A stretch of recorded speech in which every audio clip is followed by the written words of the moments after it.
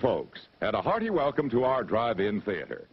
We have a wonderful evening's entertainment lined up for you. San Luis Obispo, Santa Maria, Lompoc. Two of our local drive-ins are still thriving, but the same cannot be said for the Lompoc Valley Drive-In, at least in terms of movies. The property was converted into the Drive-In Recycling Center in the late 90s.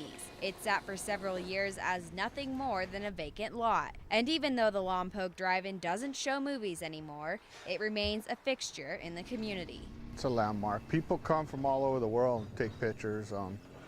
They've had different swimsuit contests and car shows, and so it's a good background for a lot of photography. The drive-in market is a shadow of its former self. Nearly 4,000 drive-in theaters dotted the U.S. in the 1950s.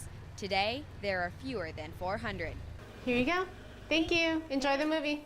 Marielle Mendoza, manager of the Highway Drive-In, says as long as people keep coming, they will be the last drive-in in America. We just have loyal customers.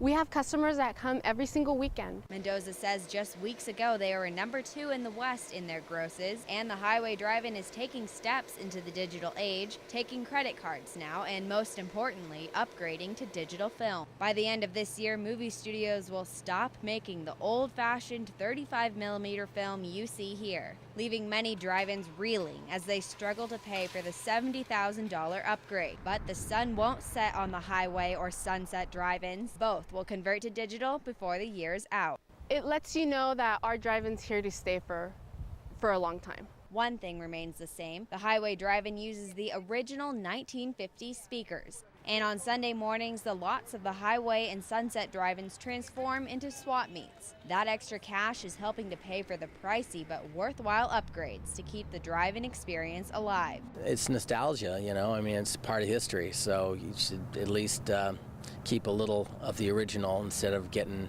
and throwing it out and bringing in the new all the time. You know, there's something to be said about old stuff. And anyone who's been to the drive-in has their own favorite memory. What's your favorite memory of the drive-in?